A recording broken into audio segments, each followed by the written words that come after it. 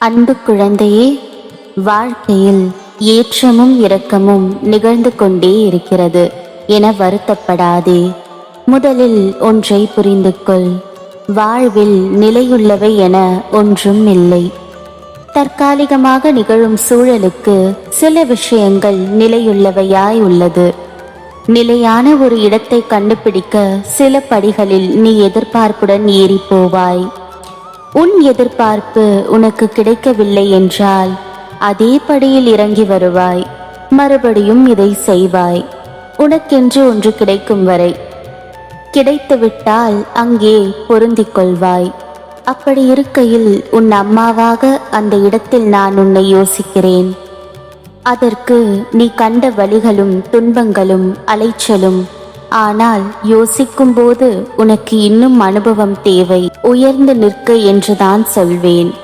அதனால்தான் உன்னிடத்தில் மாறுதலான சூழ்நிலைகளை கொடுக்கிறேன். அந்த வழியை காண்பித்த நான் உன்னை அதில் வெற்றி பெற செய்ய மாட்டேனா? உன் சாயப்பா பற்றி நீ புரிந்து கொண்டது இவ்வளவுதானா? நிச்சயம் உன்னை நல்வழிப்படுத்தி உன் கவனத்தை அதில் திருப்பி வெற்றி பெறச் செய்வேன். நன்றாக ஞாபகம் வைத்துக்கொள். ஒன்று உன்னிடத்தில் நடக்கவில்லை என்றால் அதைவிட உயர்ந்த மேலான விஷயங்கள் நடக்கப் போகிறது என்று அர்த்தம். அதனால் நீ எதற்கும் பயப்படாதே, கலங்காதே. உன்னில் நிச்சயம் வெற்றி என்ற தீபத்தை நான் ஏற்றுவேன். இனி உன் வாழ்வில் என்றும் ஆனந்தமே. உன் காலம் வரும் வரை ஊமையாக பொறுத்து இரு. உதாசீனம் செய்வோரின் உற்சாகத்தை ரசித்திரு. உள்ளத்தாலும் உடலாலும் ஓய்வின்றி உழைத்திடு. அறுத்துணை போட்டாலும் அருகம்புல்லாய் தழைத்திடு. என்னுடையும் மாற்றம் வரும். எதிரிக்கு சொல்லிவை. அடுத்த நொடி உனக்கே என ஆர்வத்தை அள்ளிவை. சோம்பலை இன்றே சுடுகாட்டில் கொல்லிவை. சூடுபட்ட மண்புழுவாய் சுறுசுறுப்பை உன்னில்வை. உன்னை வெல்ல இதுவரை எவனும் பிறக்கவில்லை. இதனை உரக்கச் சொல்லிவை. எதிர்பார்ப்பு காந்தத்தால் எதையும் நீ ஈர்த்திடலாம். உலகமே உனக்குள்தான்.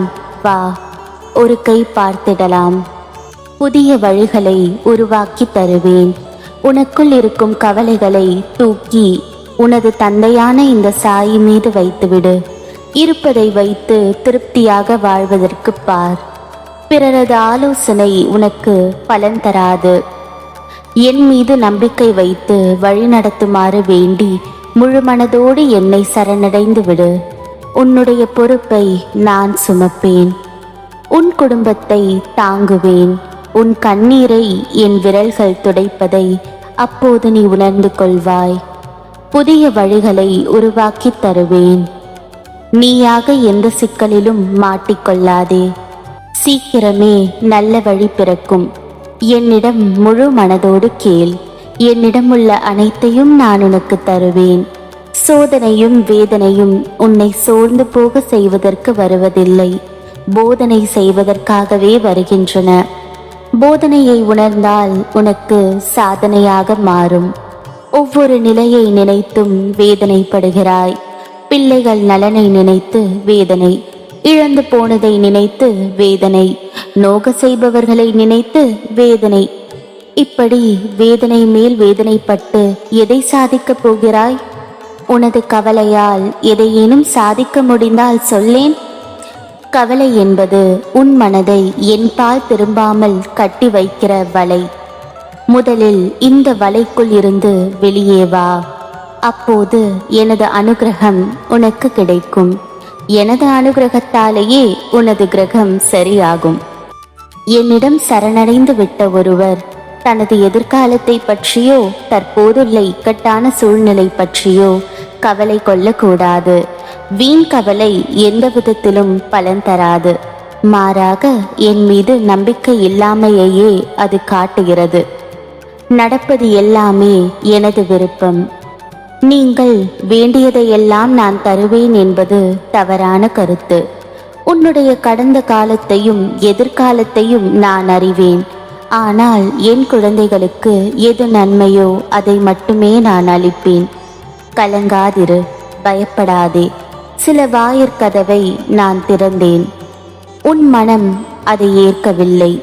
என்னை நோக்கி நீ வேண்டுதல் செய்ய துவங்கிய அந்த நேரத்திலேயே உனக்கு பதில் தரும் வேலையை துவங்கிவிட்டேன். அதனால்தான் நீ சோதனைகளை அனுபவிக்கிறாய். உனக்கு பலமுறை அறிவுறுத்தி வைத்திருக்கிறேன். இப்போது அதை நினைவுபடுத்துகிறேன். கலங்காதிரு. தாமதமானாலும் தப்பாமல் கிடைக்கும். நல்ல இடத்திலும் தகுந்த நேரத்திலும் உன்னை ஓடி வந்து காப்பேன். ஓம் சாய்ராம்.